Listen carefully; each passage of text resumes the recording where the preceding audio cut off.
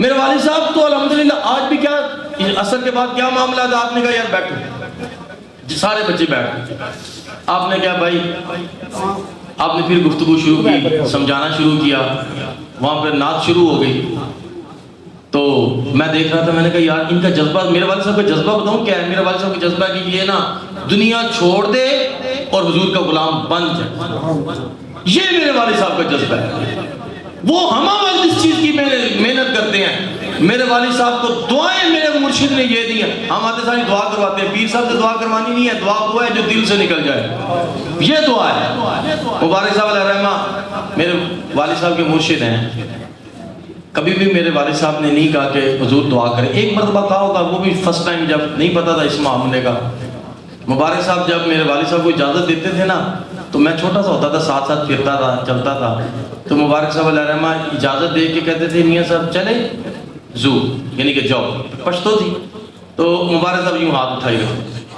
جتنی دیر میاں صاحب سامنے رہتے تھے ہاتھ اٹھے رہتے تھے. میاں صاحب آنکھوں سے اوجھل ہوتے تھے، وہ ہاتھ مبارک صاحب چہرے پہ، دعا چلتی رہتی تھی. اور مبارک صاحب علیہ الرحمہ فرماتے تھے، فرمایا میرے والد صاحب کو، میاں صاحب میرے جتنے بھی خلیفے ہوں گے سب سے زیادہ آپ کے مرید ہوں گے. آج ہم الحمدللہ سندھ میں بھی جائیں وہاں بھی سیفی.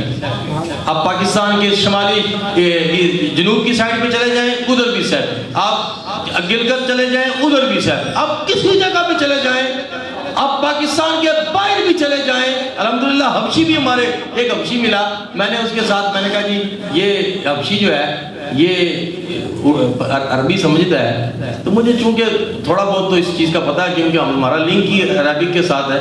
تو میں نا شاہ صاحب سے پوچھا تو شاہ صاحب کہتے ہیں حضور آپ نہیں میں ان کو پہچانتے؟ میں نے کہا نہیں.